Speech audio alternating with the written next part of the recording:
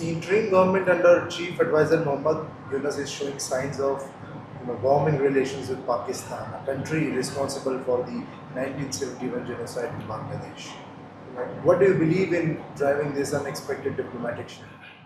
Because they played a role in the events of toppling the government in July, August, because most of the killings are done by the fundamental groups, whether it is Jamaat Islam, Ansarullah Bangla team, Hizbut Tahrir, which is also outlawed in other countries for their extremist activities. All these organizations are somehow connected with Pakistan, Pakistan's ISI, and Pakistan-based other militant organizations.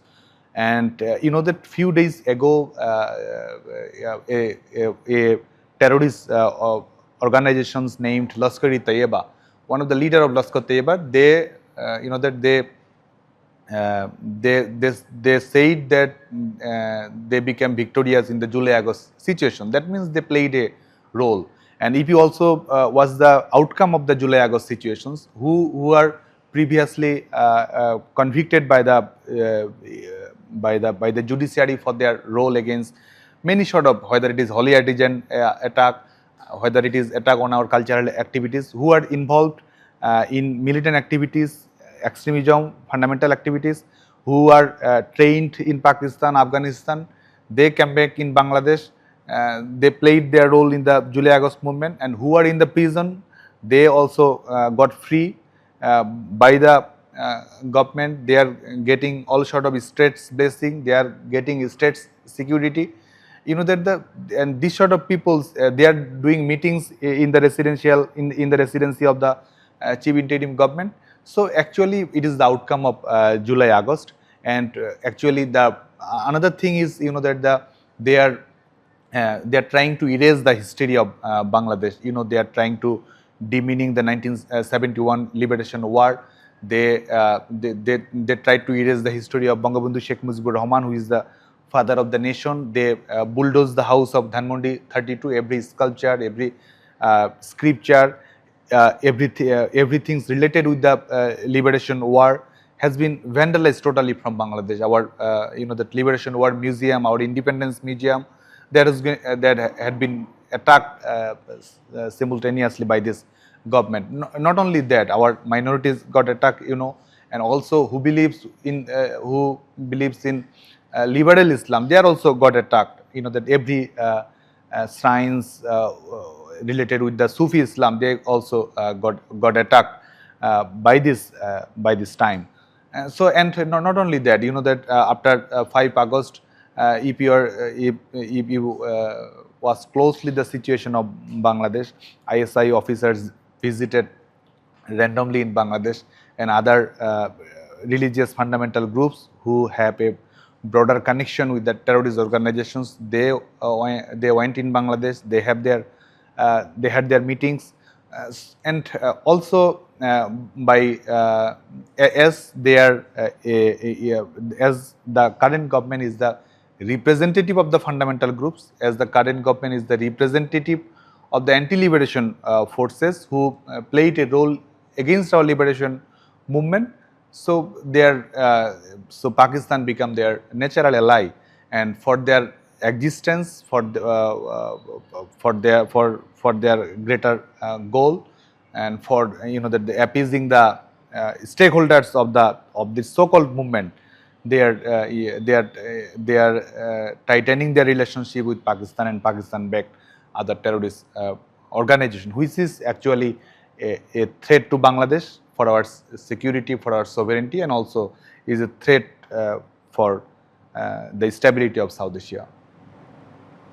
The party has a substantial following in Bangladesh, so are you confident that it can return to power in coming future or near future? The main goal of our party is that restoring democracy, champions human rights, giving the power of the government to the people's representatives. And Awami League, that on the last 4 elections, Awami League on the most elections in Bangladesh, it represented the people of Bangladesh. Awami League obviously will come back, and they will reclaim their legacy, and they will go to power by the choice, by the verdict of the people again and again, I think. Because without Bangladesh Awami League, it is impossible to have a that competitive democracy in Bangladesh. Without Bangladesh Awami League, you are actually you are actually outthrowing the people who believes, who supports in the party's ideology. So that Bangladesh Awami League faced this sort of challenges in Pakistan regime also. Ayub, Yahya, and this time Yunus, all of them banned Bangladesh Awami League. They banned Bangladesh Awami League, and Bangladesh Awami League came back as stronger. They oppressed the activists of our organizations, and our activists, our peace-loving people of Bangladesh, they fought against the fascist government. They fought against the oppressive government, and they claimed their victory. So I do believe that this time also Bangladesh, this fascist regime will also pass, and democracy will be restored in Bangladesh, and Awami League will come back in power again with the verdict of the people. Well, since the ouster of Sheikh Hasina, there have been reports of violence and persecution in Bangladesh targeting minorities, especially the Hindu community in Bangladesh. So, how do you view these incidents, and what steps do you believe should be taken, to eradicate such kind of violence against the Hindu minorities or the other minorities in Bangladesh? Right now, the aim of the current government is making Bangladesh a religious state, and they are also openly proclaiming about the Khilafat, about that the religion-based identity is getting priority by this government, and other that the minorities, whether it is Hindus, Buddhists, Christians, and the indigenous people of Bangladesh, they are that they are in a situation where there is no security of their life. According to a report by the Associated Press (AP), that more than 2,200 events happened after 5 August, and many people have been killed. Their house has been looted. They had been forcibly resigned from their posts. Their properties has been totally looted by the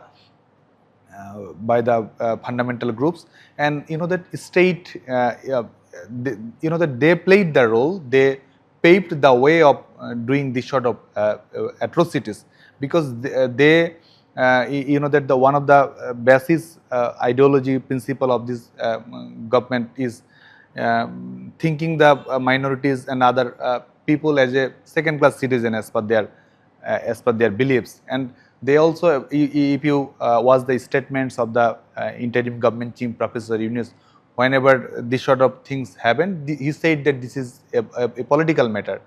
Peoples are getting attacked for their religious identity, and he are saying that those are the supporters of Bangladesh Awami League, those are the supporters of those political parties. So by saying this, he is actually legalizing the minority attacks. He is actually encouraging the other people to attack on the minorities. And if you see the situation of the job recruitment system also, that any government job system must be merit based, that it must be on fair principles. So just in recently in Bangladesh, there are so many events for just being a Hindu, for just being a representative of the minority. After passing every sort of examinations, his job has been terminated. He became blacklisted for the enrollment of the government job, and the freedom of religion is totally curtailed in Bangladesh. They are saying that this can be done, this cannot be done. You have to do this sort of thing. You cannot do this sort of thing. You can wear this. You cannot wear this. You can be. You can be your festival as per their wishes. So this is actually the scenario. So it is a religious state. It is a authoritarian state. It is a fascist state actually, which is not responsible for the that for ensuring the rights of the citizens of the people of Bangladesh. So the and in the cases what I mentioned actually, in any cases government do not take any sort of steps. Who are involved with these atrocities or the attacks, they are that they are somehow dignified as a hero by the government. In cases where female are got attacked, they that they took them out of the prison as per their wishes. Case all sort of cases has been thrown out, and they got blessings, they got honor by the religious state fundamental groups. So this is the actual scenario right now in Bangladesh. And that for securing the rights of the minority people, I think the world should play a vital role, and whoever involved and who are responsible for these atrocities must come to justice, must come under law. And without this illegal interim government, I think in the duration of their power, minorities will not get any sort of security by this government. So removal of this government, restoring of democracy, and ensuring the rights of the minority people, their every rights, whether it is political, whether it is religious, whether it is civic rights, every sort of liberty of the minorities and indigenous people must be maintained.